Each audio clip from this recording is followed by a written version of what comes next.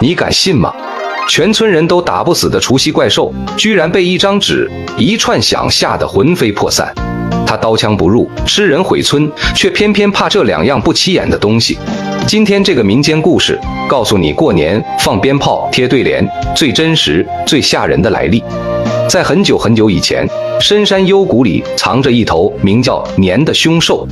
这怪兽身形比大象还庞大，皮毛硬得像铁甲，牙齿锋利的能咬断树干。每到腊月最后一晚，必定冲出山林，直奔村庄作恶。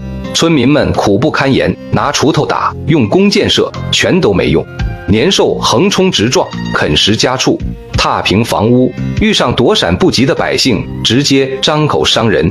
每年除夕都成了村民们最恐惧的死结之夜，家家户户不敢点灯，不敢出声，整夜缩在屋里瑟瑟发抖，连呼吸都不敢大声。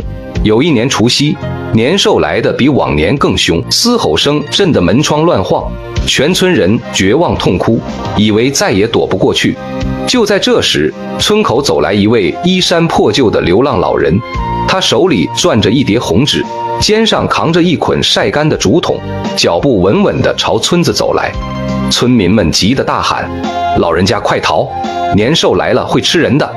老人却淡淡一笑：“他今晚进不了你们的身。”话音未落，年兽已经瞪着铜铃大眼，张着血盆大口冲了过来。老人不慌不忙，让所有人立刻把红纸贴在门窗上，红得鲜亮刺眼。紧接着，他点燃干竹筒，火一烧，竹筒瞬间爆裂，噼里啪啦的巨响震天动地，火花四处飞溅。下一秒，惊人的一幕出现了。